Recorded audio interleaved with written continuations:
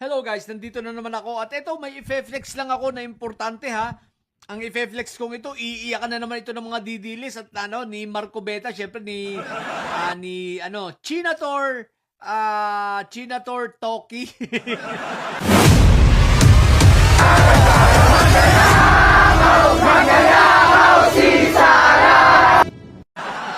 Ito, basahin natin ha. Ayan ha. Ang sabi nito, mas magaan na singil sa kuryente.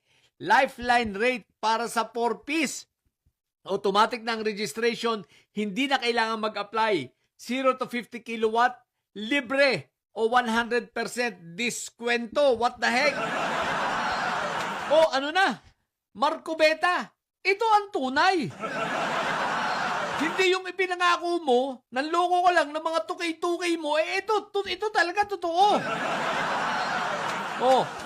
Di ba? Kaya lang, syempre, ito ay sa grupo ng mga 4-piece. Syempre, yung 4-piece naman, pures of the poor yun. At nasa batas natin, may programa, pero pinaganda pa ng ating Pangulo ang programa para sa kanila. Isipin mo ha, wala na silang babayarang kuryente kung ang nakukonsumo lang nilang kuryente 50 kilowatt pababa.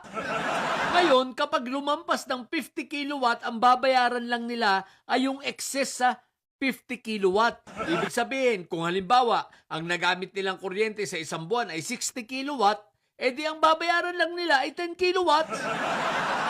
Pero kung 50 lang nagamit nila pababa, wala silang babayaran, libre.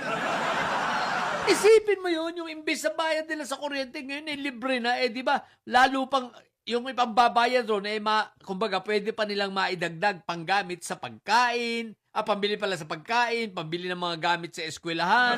Isipin mo lang yung pakinabang yan, ganyan ang programa ng Pangulo. At eto ha, ang sinabi rito, lahat ng nasa 4-piece, na kayo, automatic registered na kayo.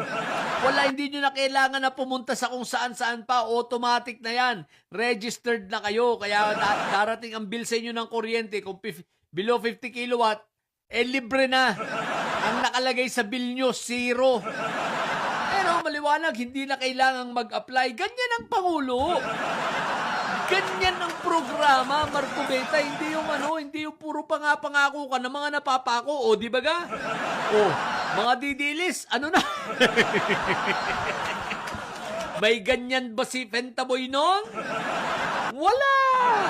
May ganyan ba si Marco Beta? Ito si Chinator Tuke ninyo, tsaka sila Chinator Tenki nyo? Wala! Si PBBM lang yan. Kaya si PBBM lang ang sakalam. Anyway, congratulations sa mga 4-piece. Pagbutihin ninyo. Wala nang lalo kayong katwiran para mga anak ninyo ay hindi makapag-aral ng maayos. Sa bagay, marami na po tayong mga nabalitaan na mga graduate ng 4-piece. At ngayon po nag-graduate na sila sa 4-piece. Maayos na ang buhay. Nakapag-aral yung mga anak na maayos at ang iba ay mga professional na. Meron nga akong kilala, graduate na sa 4-piece, teacher na ngayon. Taga Nueva Ecija. Kaya ang galing ha. So, yun lang. Sa mga bobong didilis dyan ha, paunoorin nyo sa huli. Pagkatapos ng video to, meron sa huli, may umiiyak. Mga bobong didilis dyan, may saya. Yan ang tunay na programa. Kaya nyo kay Captain. Nakili kayo mga bobot may saya. May saya. Hi, vlog. Bye.